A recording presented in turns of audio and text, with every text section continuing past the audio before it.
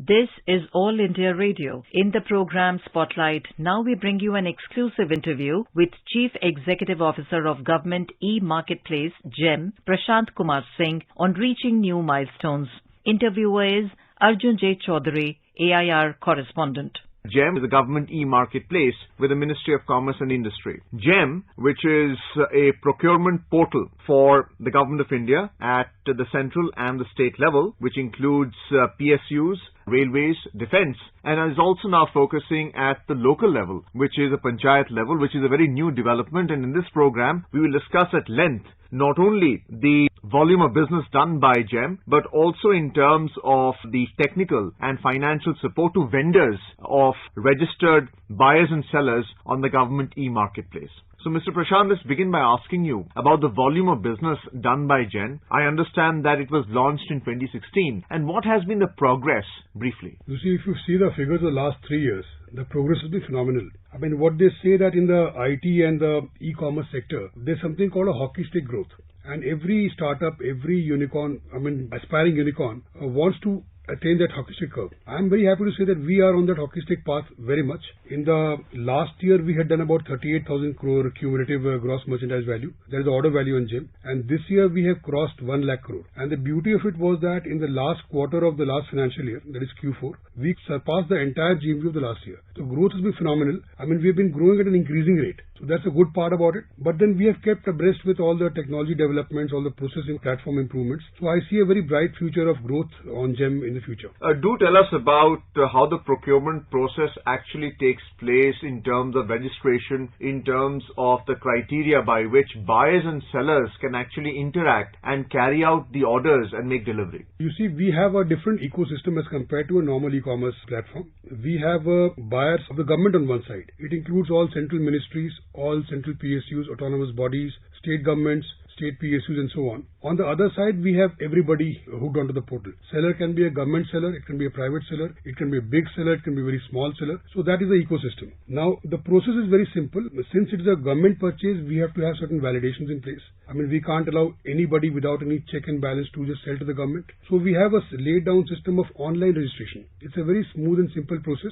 Anybody who has the basic documents of Aadhaar, PAN, income tax returns, and we have integration with all these systems. So it's a very seamless process of onboarding onto GEM as a seller. For the buyer, of course, the government is there. We have a system of a primary buyer and a secondary buyer. A primary buyer can be the main person in the ministry. He can create secondary buyers, and they are the ones who will be transacting. We provide the platform. We are a marketplace, so we provide catalog-based services. We have close to 10,000 product catalogs. And we are into products and services. Unlike a normal e-commerce platform like Amazon or Flipkart, which only sells goods, we also have a fair share of services in it. To give you a figure, almost 25% of our GMV comes from the services sector. And I'm very happy and proud to say that today we have close to 250 service categories, offering about 150,000 service types. And any service required by any department of the government is, I would say, available to the extent of 99% on GEM. So there's no need to purchase or procure or service outside GEM at all. To what extent does a small and medium enterprise benefit from GEM itself? Again, I'll support this answer by a figure. We have close to 40 lakh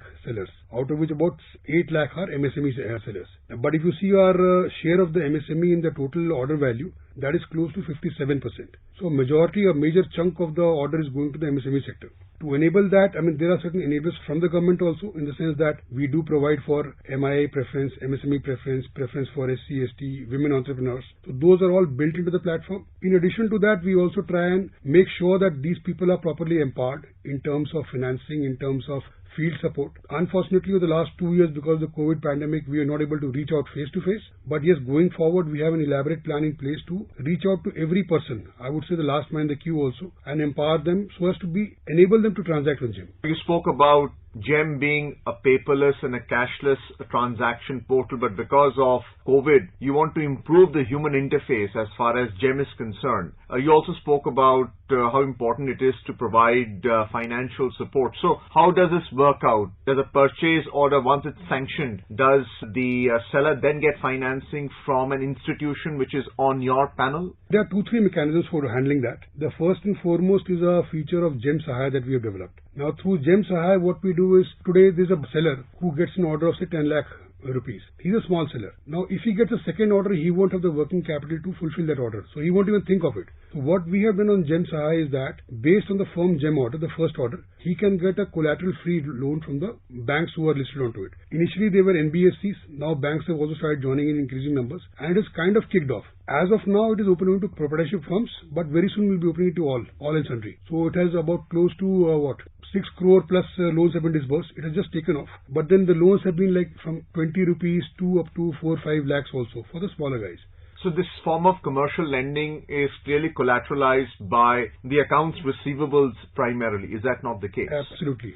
So we are following the export model here. Kind of, yes, because the lending bank also knows that he can see the performance of the seller also. That visibility also is there. So if you want to see a particular seller has fulfilled orders in the past or not, he can have that visibility. So based on that, he takes a quick call and offers a rate to the seller. In fact, multiple offers come to him. He can take the rate as well as duration. Whichever suits him, he can go for that loan. So tell us about the operational side of how you select the right vendor for a product or a service. How does the selection take place? How does bidding and the tender process actually gets validated here? You see, we have 3-4 different forms of procurement. One is, of course, a simple marketplace concept where for a value less than rupees 25,000, the buyer can just go look at the products and pick up anything that he wants. It need not be L1. It may just to cut down all the procedural requirements. I mean, if you float a tender for that, there's a cost to that as well. So to make things very easy, for lesser than 25,000, it's a direct purchase.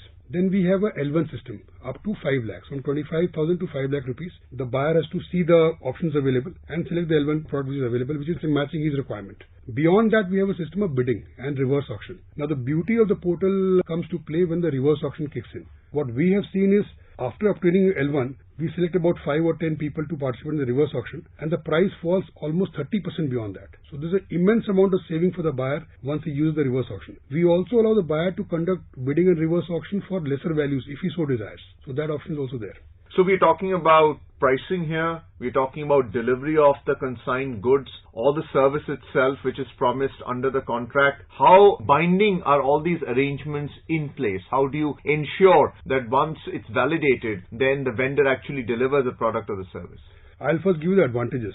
Advantage number one is the proper price discovery, saving for the government. The second thing is for the seller side, the timely payments are ensured. We have a system of a GEM pool account. We have integrations done. So we can make payments within 10 days of acceptance.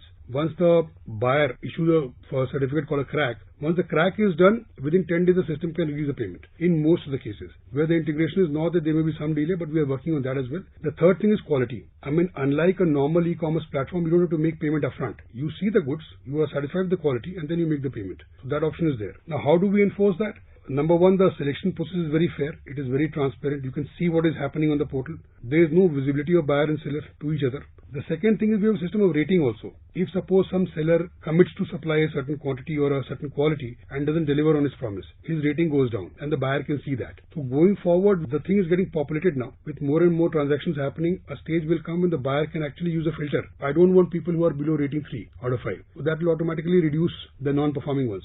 And in a way, it's an incentive for the seller to remain true to the contract as far as the quantity and quality are concerned. So those are the technical specifications. Yes. Usually, whenever a vendor is attempting to participate in this tender process, so they also provide samples. So in the inspection side of it, whenever a buyer makes a selection, do they actually get to see the samples in terms of determining quality? That's an excellent question. Everybody does not require it, and there's no need for everybody also. But then yes, in certain sectors like defense, in the medical sector, if suppose some device is there, there is a system of pre-inspection. And only once the buyer is satisfied about the quality, can he go ahead with the procurement. So I understand that there's a panel of such third-party inspectors and other professionals who certify whether the product or the service is of a certain grade of quality, apart from the feedback mechanism you spoke about. That GEM doesn't provide, that is up to the buyer. The buyer has a certain certifying agency, a certain set of people who will go and check the product. So that is very much possible in the portal. So do tell us about the volume of business that you have done, especially with PSUs and state governments. There's been a phenomenal growth in the last year, as I said. Public sector undertakings the share has increased almost 5 times. 500% jump is there. What was about 6,500 odd crore in the last year has jumped to almost 40,000 crore this year. And the primary leaders are the oil PSUs, the steel PSUs, the heavy industry ones. And among the state governments, I have noticed a very peculiar thing. The state of Uttar Pradesh is at number 1 and by a majority. I mean, I would say that they have done almost close to 11,000 crore on the portal. That itself bears testimony to the transparency being followed by the government. I mean, we maintain very strongly the more a buyer organization engages on GEM, the more is his willingness to be transparent and efficient in the procurement part. And Uttar Pradesh has amply demonstrated that, followed very closely by Gujarat, Maharashtra, Madhya Pradesh, Bihar. But there's a substantial gap between 1 and 2, is what I'm saying. There's also the issue of containing corrupt practices by having this kind of transparent organization which allows vendors to be able to transact in a manner like this. So what is your comment on that? In fact, that was the genesis of GEM. That was the very reason why the Honorable Prime Minister brought GEM into functioning. I would not say that it is zero at the moment on GEM. There is still some collusion going on. But the beauty of an e-platform is that there is visibility to us. I mean, using tools of AI and machine learning, we can now actually see where a possible collusion is taking place. And we are informing the buyers also. It could be by, bona fide reasons. It could be a mala fide intention as well. And in those cases, we have even gone ahead of lodging FIRs with the Delhi police. And we are also shortly entering into MOU with the Delhi police that in case such things come to knowledge, we will take action. Because defining line for GEM is zero tolerance for corruption. So clearly, states that are not actively participating in this particular service on this online platform would be a candidate for that. How do you resolve that? Or how do you make that state and its representatives better aware of this service?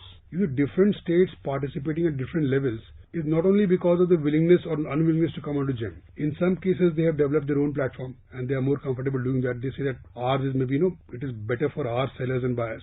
In some cases, there is a general hesitance. I mean, they don't know whether the portal will be able to deliver what they are expecting. But with the last 4 or 5 year journey, we have been able to by and large penetrate all the states. And as I said earlier, almost 30% of our business comes from the states. But this year, we have made a very detailed plan of going to the states. Explain to them that, look, your neighboring state X or Y is transacting so much and is saving so much. The obvious response in the states we expect is that, my business may go out to vendors of other states. So we are going with stats to show them that, look, your own people, when you have done, your own sellers are going to other states also. So it's a zero-sum game actually. So ultimately the benefit is into the savings and the efficiency. And I'm sure that states will be onboarded very soon, very fast. So you spoke about the financial support, the technical support as well as far as this online portal is concerned. What about the logistical support, warehousing, third-party logistics provider, because goods require space, they have to be moved from one point to another. So how does this portal actually build that into its criteria and allow for the procurement to take place efficiently? If you recall, some time back, the Honorable Prime Minister made a statement that it's his dream that even the village panchayats should be able to transact as buyer and seller on GEM. Now, what we have done in the process of doing integration with the Ministry of Panchayati Raj, the pilot is already done successfully, and in a couple of months we'll be rolling it out to the entire 250,000 plus panchayats in the country. We'll be enabling them to onboard as buyer and seller. Now, one may ask as to how are you going to achieve that in such a short time. So what we have done is a two-pronged strategy. One is that we have tied up with the Common Services Center. Now, these CSCs have about 4.5 lakh village-level entrepreneurs across the length and breadth of the country, and almost every panchayat has a VLE present. Now, we'll do a cascading training where we'll train the master trainers of CSC and it will go down to the level of VLEs. Everything online in a very efficient manner and very simple form. 1 pages for buyers, 1 pages for sellers, 1 pages for discipline, 1 page for say benefits of GEM, and we will onboard them. Now comes the question of what you asked about logistics. Now, who will go to the village and pick up their products from the villager and give it to the buyer? For that, we have done an integration in the process of an integration with the India Post, wherein we'll give an option to the seller that would you want to use the services of India Post. The moment he clicks on that, he'll be taken to the portal of India Post, wherein the standard queries will be there as to the dimension of the product, weight of the product, approximate, and then they'll give a time as to so-and-so person will be reaching you at this time. It'll be just like any other courier service. They'll pick up the stuff from there. A standard packaging is also being attempted, both for India Post and GEM to be present on that packaging and then delivered to the buyer. So it's a holistic approach we are trying to do. At least we'll be enabling everybody. Some may ask that, a buyer, a big government buyer, what would he buy from a small panchayat level seller? Now, my answer to that is people can actually aggregate their requirement. If a demand is for 100 and the suppliers can supply only 2, maybe 50 of them come together and then enable the supply. Thank you so much, Mr. Prashant Kumar Singh, for being with us and talking to us extensively about the government e-marketplace. Thank you so much. You were listening to an exclusive interview with Chief Executive Officer of Government E-Marketplace or GEM, Prashant Kumar Singh, on reaching new milestones. Interviewer was Arjun J. Chaudhary, AIR correspondent. This program was produced and presented by the News Services Division of All India Radio. You can listen to it on our mobile app, News on AIR.